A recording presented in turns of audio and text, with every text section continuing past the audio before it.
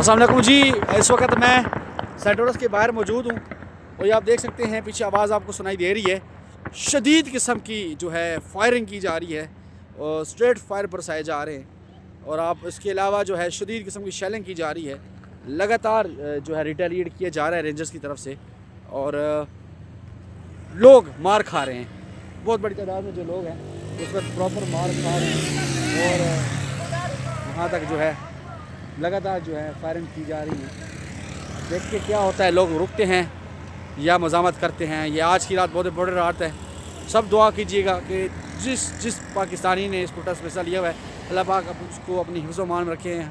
पहले वो पाकिस्तानी हैं, बाद में किसी पार्टी से हैं। अल्लाह पाक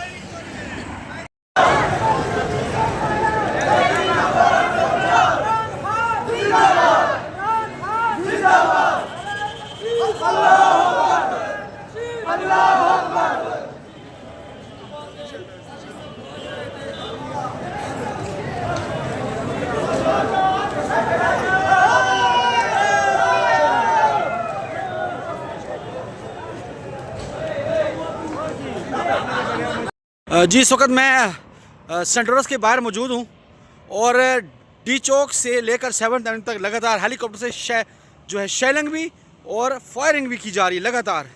लगातार जो है फायरिंग की जा रही है हेलीकॉप्टर से। और नीचे जो जितने भी प्रोटेस्टर्स हैं, जितने भी प्रोटेस्ट करने वाले लोग हैं जो डी चौक और 7th एवेन्यू के मुल्क एरियाज़ में मौजूद थे, जो रुके हुए थे कि रात हम लोग अपनी मज़ामत जारी रखेंगे, पेशकदमी जारी रखेंगे, दोबारा डी चौक का कंट्रोल संभालने उनको स्नैपर के ज़रिए जो है शूट कर आउट किया जा रहा है।